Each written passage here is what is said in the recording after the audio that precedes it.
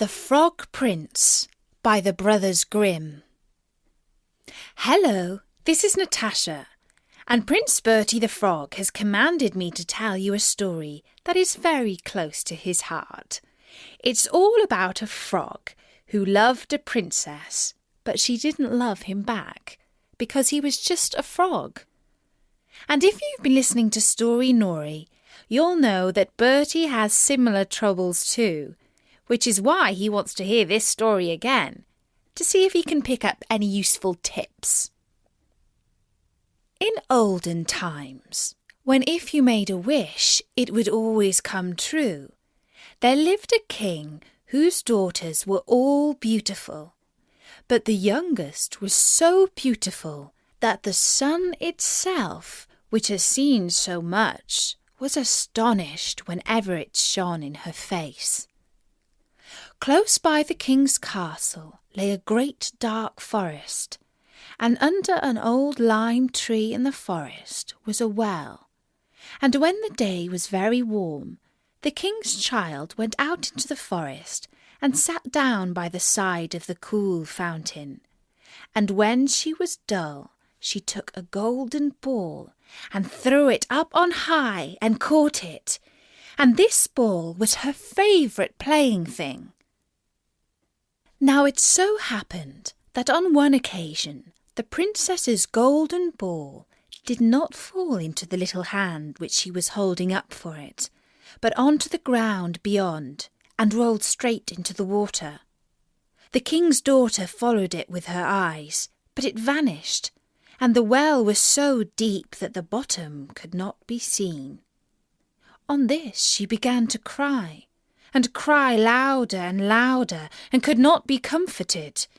And as she was complaining, someone said to her, "What troubles you, king's daughter? You weep so that even a stone would show pity." She looked round to the side from whence the voice came, and saw a frog stretching forth its thick, ugly head from the water. "Ah, old Water Splasher, is it you?" said she. "I am weeping for my golden ball, which has fallen into the well." "Be quiet, and do not weep," answered the frog. "I can help thee." "But what wilt thou give me?" "Whatever you will have, dear frog," said she. "My clothes, my pearls and jewels, and even the golden crown which I'm wearing." The frog answered, "I do not care for clothes, thy pearls and jewels, or thy golden crown. But if you will love me, and let me be thy companion and playfellow, and sit by thee at thy little table, and eat off thy little golden plate, and drink out of thy little cup, and sleep in thy bed, if thou wilt promise me this, I will go down below, and bring thee thy golden ball up again." "Oh yes," said she, "I promise thee all you wish, if you will but bring my ball back again." She, however, thought, "How silly that frog does talk.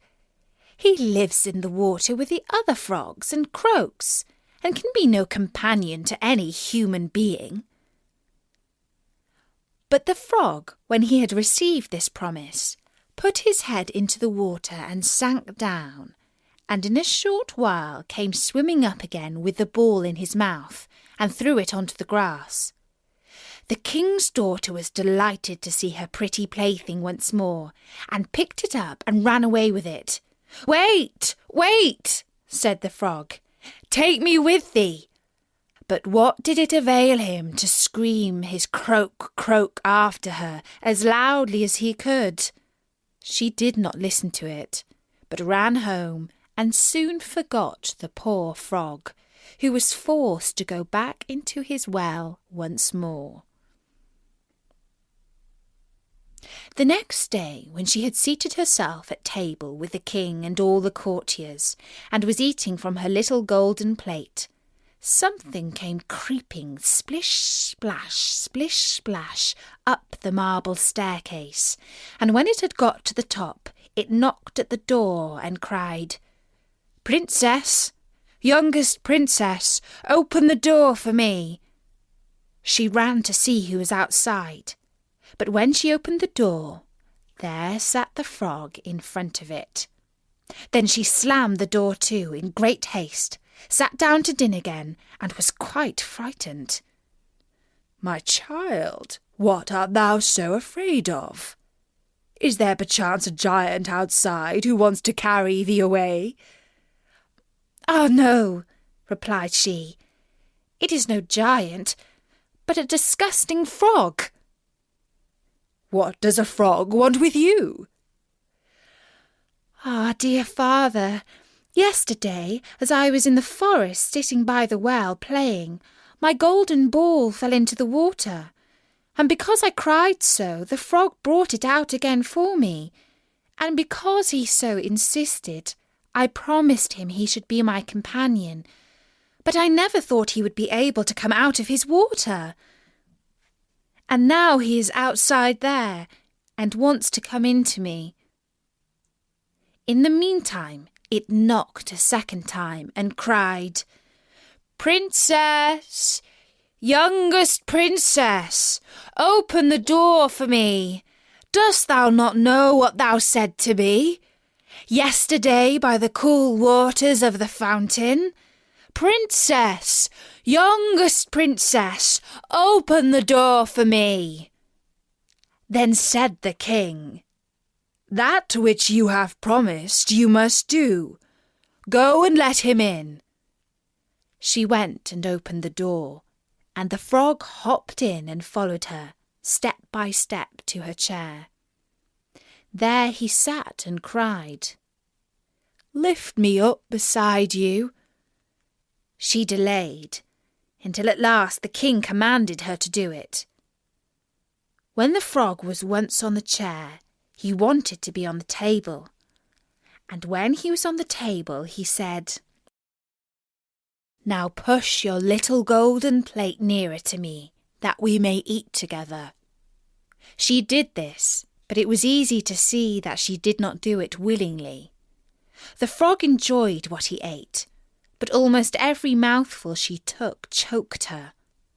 At length he said, "I have eaten and am satisfied. Now I am tired. Carry me into thy little room and make thy little silken bed ready, and we will both lie down and go to sleep." The king's daughter began to cry, for she was afraid of the cold frog, which she did not like to touch, and which was now to sleep in her pretty, clean little bed. But the king grew angry and said, "He who helped thee when thou wert in trouble ought not afterwards to be despised by thee." So she took hold of the frog with 2 fingers, carried him upstairs, and put him in the corner. But when she was in bed, he crept up to her and said, "I am tired, and want to sleep as well as thou. Lift me up, or I will tell thy father." Then she was terribly angry, and took him and threw him with all her might against the wall. "Now you will be quiet, you horrible little frog," said she. But when he fell down, he was no frog, but a king's son with beautiful kind eyes. He, by her father's will, was now her dear companion and husband. Then he told her how he had been bewitched by a wicked witch, and how no one could have delivered him from the well but herself, and that tomorrow they would go together to his kingdom. Then they went to sleep, and next morning when the sun awoke them, a carriage came driving up with 8 white horses, which had white ostrich feathers on their heads, and were harnessed with golden chains. And behind stood the young king's servant, Faithful Henry. Faithful Henry had been so unhappy when his master was changed into a frog, that he had caused 3 iron bands to be laid round his heart, in case it should burst with grief and sadness. The carriage was to conduct the young king into his kingdom. Faithful Henry helped them both in, and placed himself behind again, and was full of joy because of this wonderful end to their troubles. And when they had driven a part of the way, the king's son heard a cracking behind him as if something had broken. So he turned round and cried, "Henry, the carriage is breaking." "No, master, it is not the carriage. It is a band from my heart, which was put there in my great pain when you were a frog and imprisoned in the well." Again and once again, while they were on their way, something cracked, and each time the king's son thought the carriage was breaking. But it was only the bands which were springing from the heart of the faithful Henry, because his master was set free and was happy. And that was the story, Nori, of the Frog Prince. Bertie is dreaming that something like that might happen to him one day. Perhaps the lovely Princess Beatrice will come down to the pond, and her golden ball will roll into the water and get all covered with green slime, and Bertie will clean it for her. Colin the carp, who is a rather grumpy fish, says, "Dream on, Bertie." As it happens, there are a few other stories about frogs at storynori.com, and loads of tales about princesses and magic and other things that happen in stories. There are even 1 or 2 stories about fish, and Colin thinks those are terribly romantic and exciting.